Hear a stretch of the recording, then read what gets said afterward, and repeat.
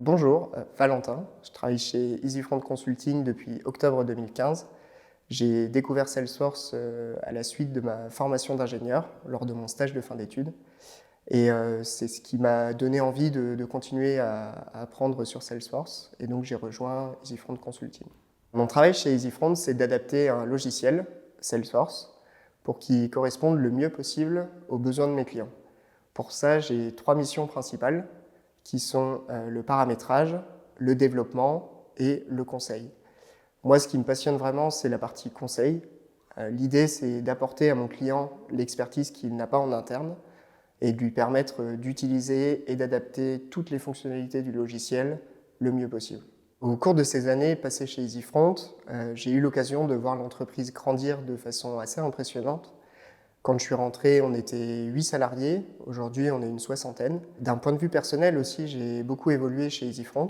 Je suis rentré en tant que consultant junior avec assez peu de bagages techniques.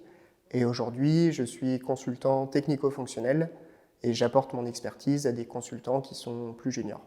J'ai choisi de rejoindre EasyFront car c'est une entreprise à taille humaine. On se connaît tous les uns les autres et on a un lien privilégié avec le directeur. Ce qui m'a aussi beaucoup plu chez EasyFront, c'est l'esprit d'équipe qui règne dans l'entreprise. Qu'on retrouve ça à travers le séminaire à la montagne, où pendant 3 jours, on est dans un cadre qui est très différent de notre quotidien. Et c'est vraiment l'occasion de se rendre compte de ce qu'est l'esprit EasyFront. Et après, on retrouve ça aussi tout au long de l'année à travers divers événements, donc des restaurants, des escape games, des tournois de foot. Ce qui fait la spécificité d'EasyFront dans le monde du conseil Salesforce, c'est qu'on est spécialisé uniquement sur Salesforce et du coup on a une très grande expertise en interne. Chaque consultant peut choisir soit de se former sur toutes les facettes du logiciel, soit au contraire de se spécialiser et du coup de devenir référent sur un cloud en particulier.